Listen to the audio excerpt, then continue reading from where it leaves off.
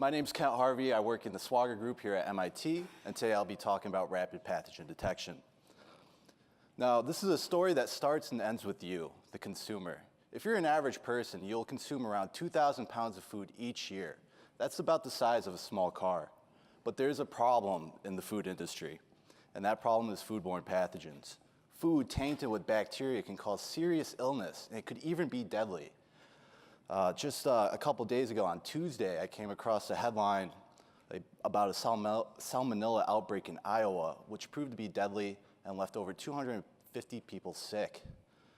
Now, this is a $15 billion liability, dominated by just 5 pathogens, salmonella being one of the top contenders.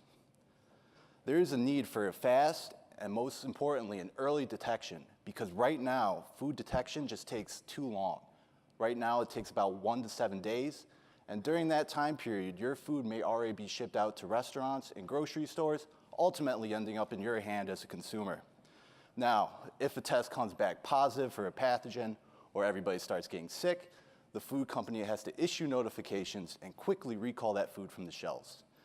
The average cost of a food recall is upwards of $10 million. And this does not include damages to their brand, and it most certainly doesn't include damages done to you, the consumer. You could lose money in healthcare, you most certainly will lose time and productivity, or the worst can happen.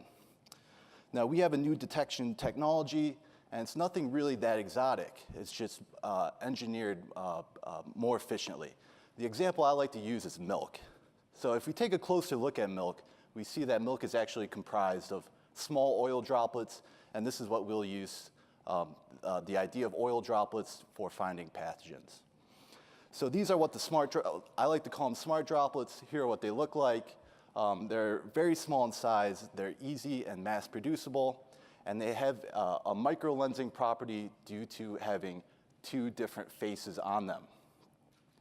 Now, these smart droplets are normally oriented with gravity. In this state, light can pass right through these droplets, making them transparent. Now, when we take a food test sample, add it in with our droplets, it will bind to specific chemical receptors on these droplets and just cause an orientation change. This makes an optical effect that just scatters light, making the solution opaque. And we can actually see this with our naked eye. Here we have droplets over a QR code.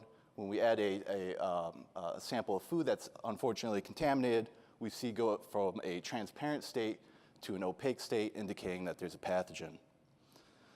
Here's the same scheme, but under a microscope. When we add a sample containing a pathogen, we see this orientation change, and we can actually quantify this data with a simple MATLAB program, and this data can be used to correlate the specific amount of pathogen in that chamber. This is something that the current detection methods can't even do.